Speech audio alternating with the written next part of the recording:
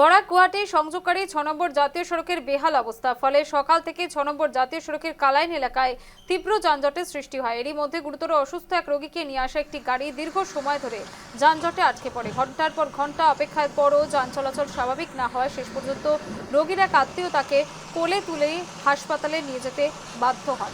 বেহাল অবস্থা রাস্তার, দেখতে পাচ্ছেন সেই ছবি। প্রতিদিন দুর্ভোগ পোহাতে হয় স্থানীয় বাসিন্দা এবং যাত্রীদের।